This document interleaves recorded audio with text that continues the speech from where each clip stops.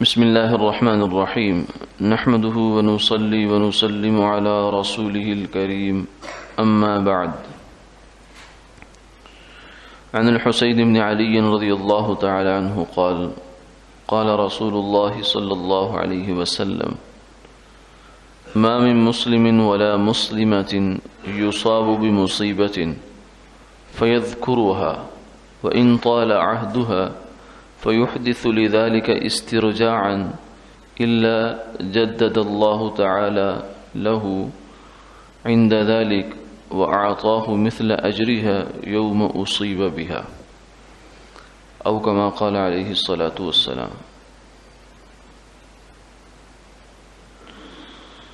سیدنا حسین بن علی رضی اللہ تعالی عنہ سے مروی ہے کہ رسول اللہ صلی اللہ علیہ وسلم نے یہ ارشاد فرمایا کہ کوئی مسلمان مرد یا عورت ایسی نہیں ہے کہ جسے کوئی مصیبت پہنچے اور وہ اس کو یاد کرے، اگرچہ اس کا زمانہ طویل گزر گیا ہو اس پر، اور اس موقع پر پھر وہ انا للہ و انا الیہ راجعون پڑھ لے تو اللہ تعالیٰ اس کے لیے اس کے اجر کو دوبارہ تازہ فرما دیتے ہیں اور اسے اتنا ہی اجر عطا فرماتے ہیں جتنا اس مصیبت کے پہلے دن پہنچا تھا۔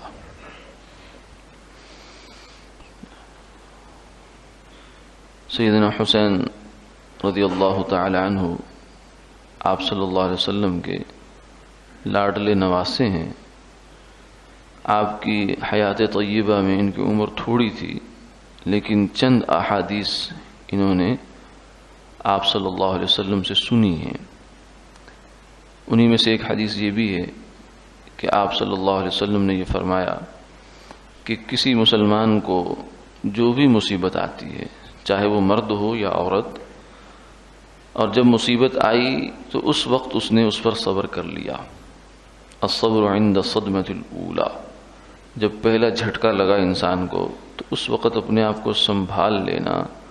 اللہ کے حکم پر اپنے آپ کو راضی کر لینا، یہ ہوتا ہے صبر۔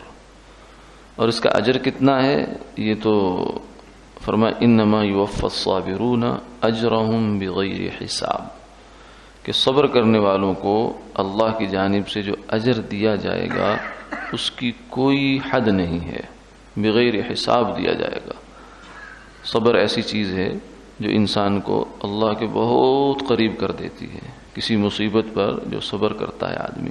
اسی وجہ سے انسان کی دو حالتیں ہیں، ایک شکر کی حالت ہے، ایک صبر کی حالت ہے۔ شکر یہ ہے کہ اچھی چیز ملی، اللہ کے حضور اپنے آپ کو جھکا دیا، اور صبر یہ ہے کہ اگر ناگواری آئی، کوئی طبیعت کے ناموافق حال آ گیا تو اس پر اللہ کا حکم سمجھ کر برداشت کر لیا اس کو۔ تو یہ جو صبر ہے یہ بہت اعلیٰ چیز ہے، اس لیے بعض دفعہ بعض حضرات جو غلبہ حال میں ہوتے ہیں وہ تو اللہ سے مصیبتیں مانگنا شروع کر دیتے ہیں جب وہ دیکھتے ہیں کہ مصیبت پر اتنا اجر اتنا اجر اتنا اجر،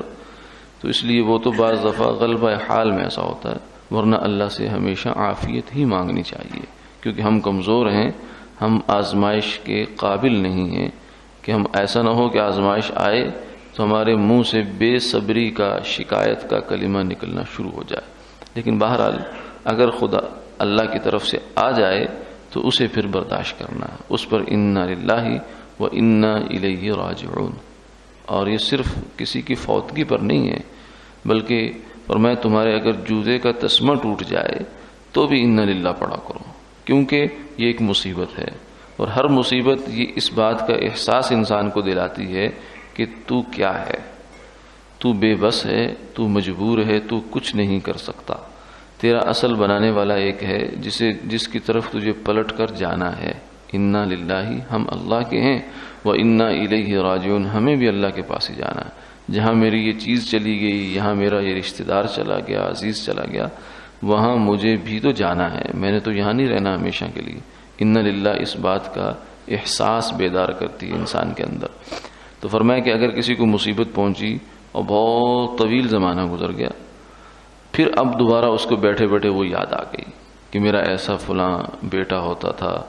یا ایسا بھائی تھا یا والدین تھے یا ایسی میری چیز ہوا کرتی تھی وہ چیز چلی گئی،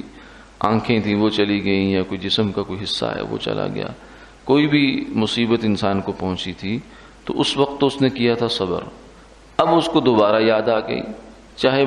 10 سال گزر گئے یا 20 سال، وَإِن طَالَ عَهْدُهَا، لمبا زمانہ گزر گیا، پھر یاد آئی، پھر دل پر ایک چوٹ سی لگی، ایک ٹیس آئی، پھر اس نے کہا اِنَّا لِلَّهِ وَإِنَّا إِلَيْهِ رَاجِعُونَ کہ یہ مصیبت مجھے آئی تھی تو بھی اس وقت بھی میرا یہی تھا اور آج بھی میرا یہی اللہ کے بارے میں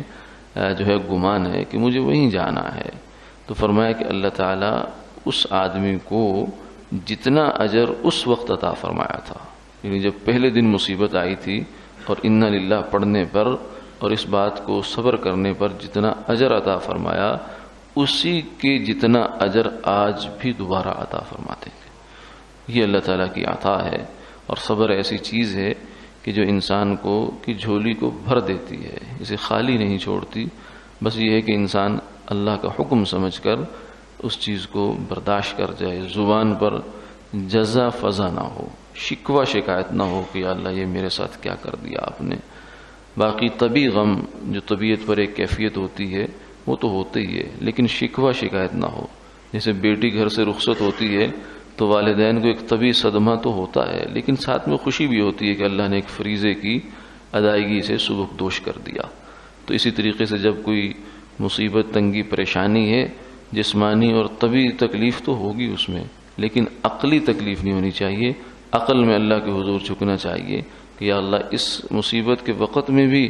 آپ نے ہمیں نعمتوں کے سمندر میں ڈبو رکھا ہے، اور آپ نے ایمان سلامت رکھا ہے، اور 10 طرح کی نعمتیں آپ نے ہمارے اوپر رکھی ہیں، اے اللہ اس صبر کو بھی قبول فرما۔ آمین آمین یا رب۔